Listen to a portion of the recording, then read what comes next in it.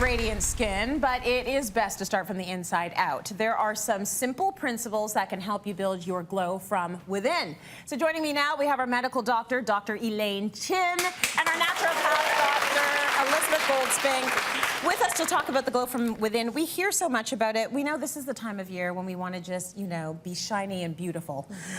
So a lot of that is what we're actually putting in our body. And I'll start with you, Dr. Chin, about why it counts. Yeah, why it's so important. Yeah, it's the first place is really important to start is understanding your genetic predisposition. So nowadays you can actually start decoding your skin's DNA with a simple cheek swab. Okay. So the reason why I want to understand your predispositions is that you can do something about it, right? If you know your risk factors. So the first one is photoaging. So you and I are blessed in some ways because we're darker skinned. So well, thank you. So we reduce our risk for photoaging factors such as wrinkles and sunspots and freckles. So that's a good thing. Well, I have a lot of those, but I'm hoping, fingers crossed for the wrinkle thing. Well, you don't have one single wrinkle on you. The second one is oxidative stress, which is very much about free radicals. And we live in the city and there's a lot of pollutants, but we also ingest it by doing this, like the smoking thing. Yes. And that's not good. It denatures your DNA and increases your risk for aging again, but also risk factors around skin cancer.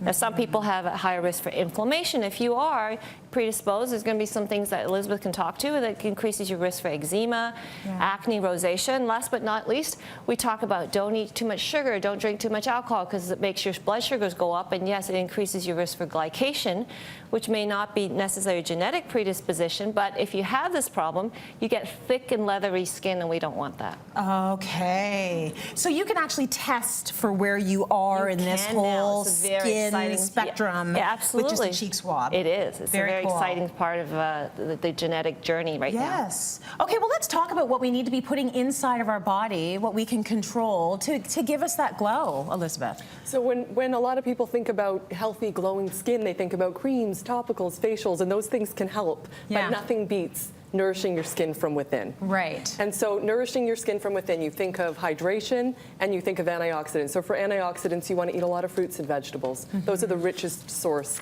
of antioxidants available to us. And for hydration, you actually want to think of omega-3 fatty acids, which is an oil that's highly anti-inflammatory and actually acts as a natural moisturizer to hydrate and revitalize skin from the inside out. Okay. And of course the obvious one, which is water, water, water. So much water. Yes. Now, Elaine, you also say watch the caffeine and watch the alcohol. Yeah, because it's a dehydrator, so that's why we don't want that. But they're two things that I love, by the way. Thanks. But then you just chase it with lots more water. Okay, thank you. I do drink a lot of water, so I throw that in with the caffeine.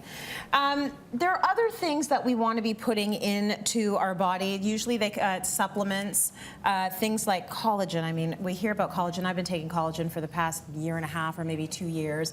I'm loving it for my nails and my hair and my skin. Same with my parents. Let's talk a little bit more about that. Yeah, I mean, collagen's fantastic. Make sure you're taking a high-quality source. Yeah. And the reason why it's so great is because it's so well studied. There's numerous studies that show that women who take 5 grams of collagen a day for a period of 8 weeks or longer actually have improvements in reduced wrinkles, skin firmness, skin hydration. And so it's great. It's very evidence-based. And make sure you take your collagen with vitamin C. Okay. Because that actually acts as the cofactor for collagen synthesis. What about gut health? You both have been huge advocates on watching what's happening in your gut. What can we be doing that might help our glow? So your gut actually reflects outward onto your skin. Yes. So the state of your gut is a reflection of the state of your skin. So you want to ensure that you've got a healthy gut microbiome full of good bacteria.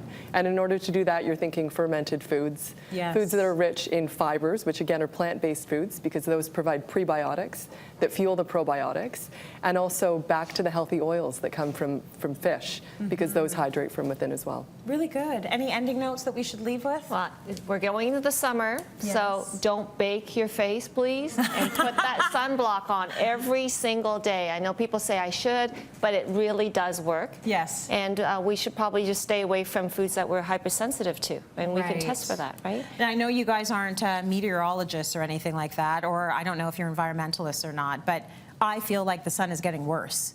It feels like I burn on day one of vacation all the time now. It's deeper.